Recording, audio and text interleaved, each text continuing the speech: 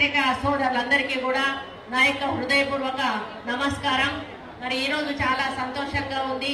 ఎందుకంటే మొన్న వరంగల్లో మన ముఖ్యమంత్రి గారు వచ్చినప్పుడు అక్కడే వన మహోత్సవ కార్యక్రమం యొక్క ఎంబ్లంను ఓపెన్ చేయడమే కాకుండా అక్కడ మొక్కలు నాటేటువంటి కార్యక్రమాన్ని వారు ప్రారంభించారు. మీ అందరికీ కూడా ఒక కథ తెలిసే ఉంటుంది. అశోక చక్రవర్తి అనే రాజు మారువేషంలో గుర్రం మీద రోడ్డు మీద వెళ్తా ఉంటాడు. వెళ్తా ఉంటే ఒక పండు ముసలాడు ఇవాళ రేపు చనిపోయేటట్టు ఉంటాడు. ఆయన చెట్టు పక్కన ఒక్కడే గోతులు దొక్కుకుంటూ చెట్టు పెట్టుకుంటూ వెళ్తా ఉంటాడు.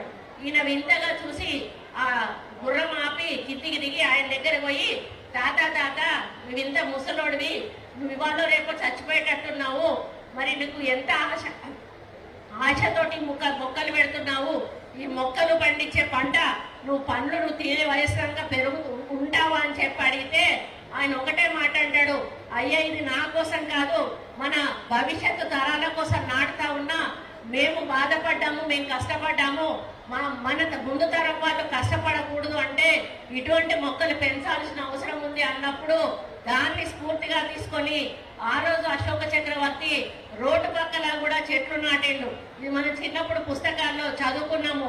అశోకుడు చెట్లు నాటను అనేది అది అందరికీ తెలిసినటువంటి విషయం.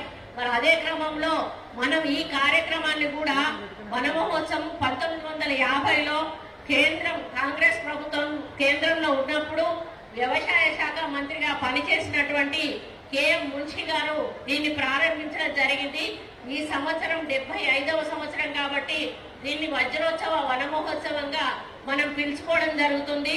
మరి అప్పటి నుంచి ప్రతి జూలై మొదటి వారంలో మొక్కలు నాటేటువంటి కార్యక్రమాన్ని మనం తీసుకొని ఇప్పుడు మన ప్రిన్సిపల్ సెక్రటరీ గారు చెప్పినట్టుగా స్టేట్ కింద టార్గెట్ పెట్టుకొని డిపార్ట్మెంట్స్ టార్గెట్ పెట్టి మరి అదే విధంగా జిల్లాలలో ఉన్నటువంటి జిల్లాకు టార్గెట్ పెట్టి మనం పెద్ద ఎత్తున మొక్కలు పెంచేటువంటి కార్యక్రమాన్ని చేస్తా ఉన్నాము.